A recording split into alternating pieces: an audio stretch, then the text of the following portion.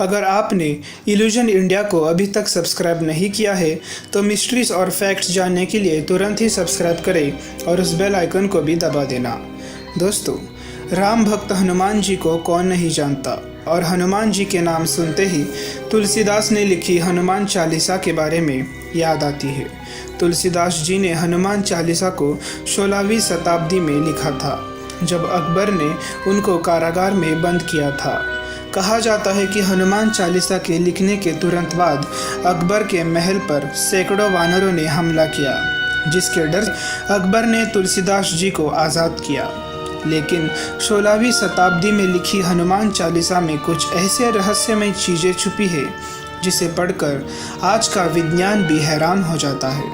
आज इस वीडियो में हम ऐसे 3 रहस्यों के बारे में बात करने वाले हैं।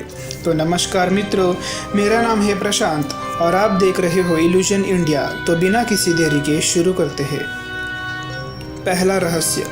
पहला रहस्य है हनुमान चालीसा में सूर्य और पृथ्वी के बीच का अंतर का वर्णन। जी हाँ दोस्तों, सही सुना।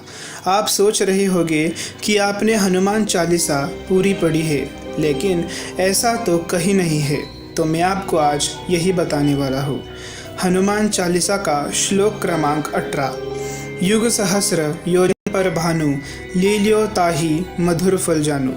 दोस्तों, एक युग यानी कि 12,000 वर्ष, एक सहस्र यानी कि 1,000 वर्ष और एक योजन यानी कि 8 मील।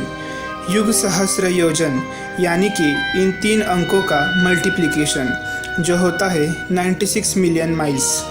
1 मील यानी कि 1.6 किलोमीटर, 96 मिलियन माइल्स यानी कि 15 करोड़ किलोमीटर। और आज के नासा जैसे बड़े बड़े स्पेस रिसर्च ऑर्गेनाइजेशन के अनुसार पृथ्वी और सूर्य का बीच का अंतर है 15 करोड़ किलोमीटर। क्यों चौंक गए ना दोस्तों? तो इस श्लोक का मतलब ऐसा है कि युग सहस्र योजन इतनी दूर जाकर आपने सूर्य को मधुर फल समझ के खाने का प्रयास किया। दूसरा रहस्य, डिमिन्यूटिव फॉर्म एंड गाइगेंटिक फॉर्म। बचपन से ही सीखते आए हैं कि बिना किसी एक्सटर्नल एनर्जी के मास को बढ़ाना असंभव है। क्या कोई व्यक्ति या इंसान अपने इच्छा अनुसार अपने शरीर को बड़ा या छोटा कर सकता है? हाँ, इस वक्त आपके दिमाग में मार्वल्स के एंटमैन याद आया होगा, जिनके पास भी फिल्मों में ऐसी ही ताकत दिखाई गई है। लेकिन दोस्तों, सच्चाई में रामायण के राम भक्त हनुमान जी के पास भी ऐसे ही एक शक्ति है, जिससे वे अपने शरीर का आकार छोटा या फिर बड़ा कर सकते हैं। हनुमान चालीसा का श्लोक क्रमांक 9 और 10।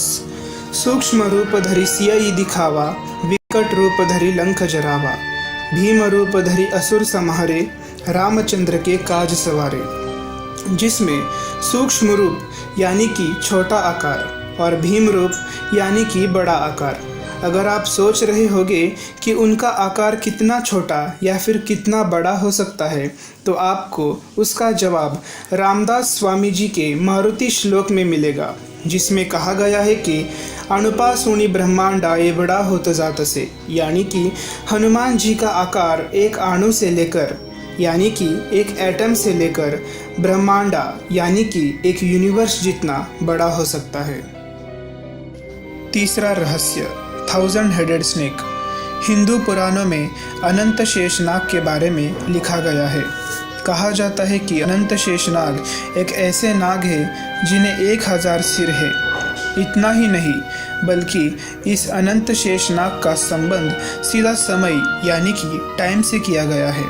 कहा गया है कि जब शेषनाग सीधा होता है तब समय आगे की तरफ चलता है, जिसके चलते ब्रह्मांड का निर्माण होता है। और जब ये शेषनाग कुंडलित हो जाता है या फिर गोल आकार बना लेता है, तब इस ब्रह्मांड का विनाश हो जाता है। जब सब कुछ खत्म हो जाता है, तब एक ही चीज़ बची हुई रहती है और वो है शेषनाग। इसलिए इन्हें शेष कहा जाता है, यानी कि बचा हुआ। और ये साइकिल चलता ही रहता है। इसलिए पुराणों में कहा गया है कि शेषनाग ब्रह्मांड के निर्माण के पहले से ही जिंदा है और कभी मर नहीं सकते, इसलिए उन्हें अनंत शेषनाग भी कहा जाता है। हनुमान चालीसा का श्लोक क्रमांक 13। सहस बदन तुम्हारो यश गावे, असक ही श्रीपति कंठ लगावे।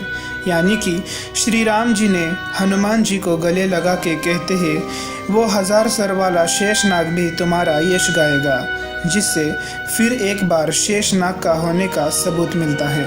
समय से जुड़े शेषनाग के बारे में और भी बहुत रहस्यमय चीज़ें हैं, जिसे मैं अलग वीडियो में आपको बता दूंगा। आज के लिए बस इतना ही। अगर आपको यह वीडियो अच्छा लगा हो तो शेयर करना बिल्कुल मत भूलना। मिलते हैं अगली बार और भी ऐसे रोमांचक भरी टॉपिक के साथ। तब तक खुश रहे, सुरक्षित रहे। जय हिंद।